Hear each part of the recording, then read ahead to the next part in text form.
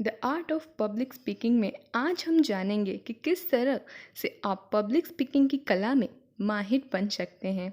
यह किताब हमें बताती है कि किस तरह से आप अपने स्टेज के डर से आज़ाद हो सकते हैं और किन तरीकों का इस्तेमाल करके आप बहुत सारे लोगों को अपने विचारों से प्रभावित कर सकते हैं। अगर आप एक बेहतरीन पब्लिक स्पीकर बनना चाहते हैं या लोगों को प्रभावित करके या फिर एक अच्छे लीडर बनना चाहते हैं तो किताब सिर्फ आपके लिए है। डेल कार्नेजी अमेरिका के एक लेखक और लिटरेचर थे। वे लोगों को सिखाते थे कि किस तरह से वे खुद में सुधार कर सकते हैं, किस तरह से वे कुछ बेच सकते हैं और कैसे वे बोलने की कला में माहिर बन सकते हैं। आज 100 साल के बाद भी लोग उनकी किताबों को बहुत पसंद करते हैं। जोसेफ बर्ग अमेरिका के एक एडिटर, लेक्चरर और लेखक थे। उन्होंने दुनिया के सबसे बेहतरीन लिटरेचर की लाइब्रेरी में अपना योगदान दिया था, जिसके लिए वे जाने जाते थे। यह किताब आपको क्यों पढ़नी चाहिए? आज के वक्त में दुनिया को लीडर्स की बहुत ज़्यादा ज़रूरत है। हमें वो लोग चाहिए जो हमारे समाज को पहले से बेहतर बनाने के लिए काम कर सकें। हमें वो लोग चाहिए जो एक बेहतरीन बिजनेस खड़ा करके अच्छे प्रोडक्ट मार्केट में ला सके जिससे लोगों का फ़ायदा हो। लेकिन यह सब कर पाने के लिए उन्हें एक कला में माहिर होना होगा और वो है पब्लिक स्पीकिंग। दुनिया के किसी भी कामयाब व्यक्ति को ले लीजिए, उसमें यह ताकत होती है कि वो बहुत से लोगों को एक साथ प्रभावित कर सकता है। लेकिन बहुत से लोग स्टेज के नाम से ही कांपने लगते हैं। कामयाब तो हर कोई बनना चाहता है, लेकिन यह वो डर है जिससे लड़ने लड़ने जाने पर बड़े से बड़ा आदमी एक बार तो ज़रूर घबराता है। यह किताब आपको इस डर का समाधान है। यह आपको बताती है कि किस तरह से आप पब्लिक स्पीकिंग की कला में माहिर बन सकते हैं।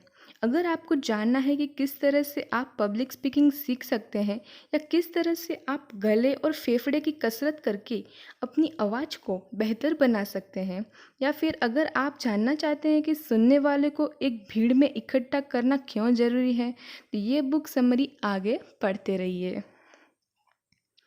एक बेहतर पब्लिक स्पीकर बनने के लिए आपको खुद के बारे में ना सोचकर अपने टॉपिक के बारे में सोचना होगा। हम सभी लोग गाड़ी चलाना, किताब पढ़ना नहीं सीखते। अगर किसी भी व्यक्ति को गाड़ी चलाना सीखना होता है तो वो उसे चलाकर सीखता है, और लगभग हर कोई उस पर से ना एक बार जरूर गिरता ही है। ठीक उसी तरह से अगर आपको पब्लिक स्पीकिंग सीखना है तो आपको लोगों के सामने जाकर बोलना होगा। शुरुआत में आपसे गलतियां ज़रूर होगी, लेकिन वो सभी के साथ होती हैं। उन्हें गलतियों से आप बेहतर तरीके से बोलना सीखते हैं।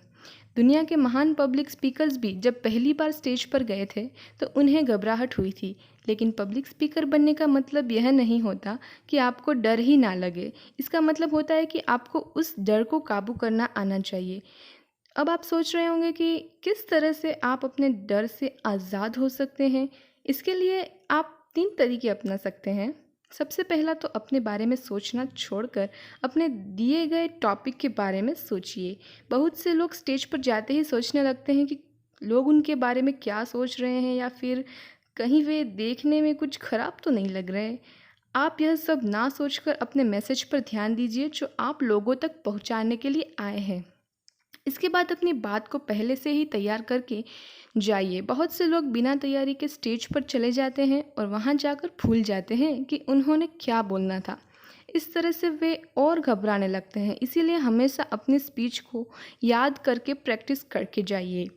इसके बाद अंत में जब आप बोलने के लिए जाएंगे तो यह उम्मीद कीजिए कि आप असल में बोलने में कामयाब होंगे। अपनी विनम्रता को बनाए रखिए। अपने डर को बगल में रखकर खुले दिमाग के साथ बोलिए।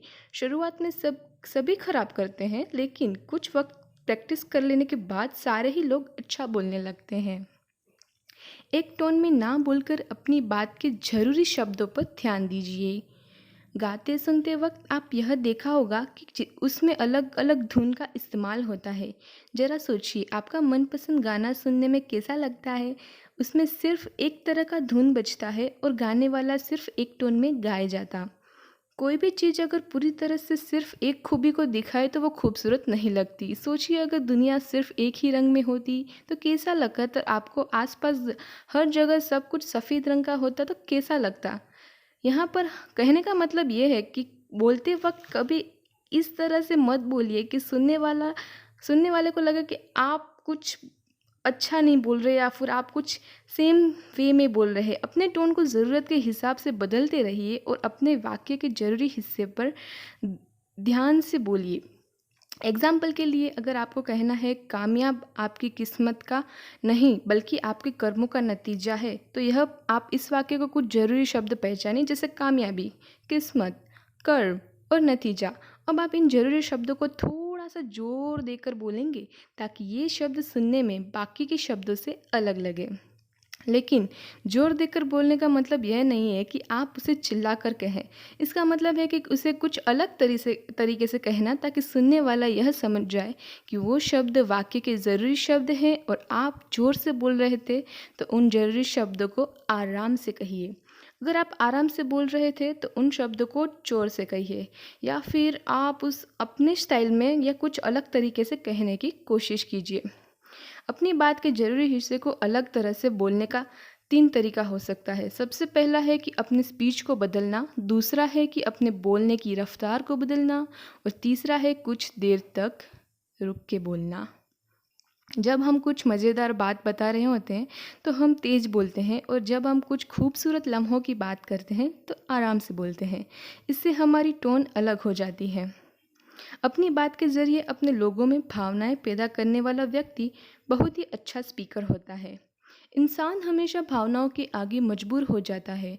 यही वो चीज़ है जो हमारे ज़िंदगी में रंग डालती है और इसे खूबसूरत बनाती है। सिर्फ यही नहीं, सेल्स में भी जब भी हम ग्राहक की भावनाओं पर ज़्यादा ध्यान देते हैं तो हमें अपने प्रोडक्ट को आसानी से बेच पाते हैं। लेकिन अगर आपके सामने आईफ़ोन और दूसरे स्मार्टफ़ोन रख दिए जाए तो संभावना ज़्यादा है कि आप आईफ़ोन को चुनेंगे। क्यों? क्योंकि लोगों को लगता है कि इसे इस्तेमाल करने से उनका दर्जा उठ जाता है। भावनाएं हमारी ज़िंदगी को चलाती हैं, इसलिए अगर आप किसी तरह से भावनाओं पर काबू पा लें तो आप लोगों के दिल पर काबू पा सकते हैं। बोलने के साथ ही आपको अपने गेस्चर्स पे भी ध्यान देना होगा। गेस्चर्स का मतलब होता है कि बोलते वक्त अपने हाथ और अपने शरीर को अपने स्पीच के हिसाब से हिलाना। यह तो इशारे होते हैं जिसे देखकर लोग आपकी बातों को अच्छे से समझ पाते हैं। इसीलिए माहिर बनने के लिए आपको प्रैक्टिस की ज़रूर होगी। सबसे पहले तो इन्हें ज़बरदस्ती बाहर लाने की कोशिश मत कीजिए। गेस्चर आपके अंदर अपने आप निकलना चाहिए, और आप ज़बरदस्ती से इसे बाहर निकालने की कोशिश करेंगे तो लोगों को तुरंत पता लग जाएगा कि वो नकली है। इसीलिए अपने गेस्चर की बहुत ही ध्यान रखिए और अपने हिसाब से, अपनी पर्सनालिटी के हिसाब से अपने गेस्चर्स बदलते रहिए।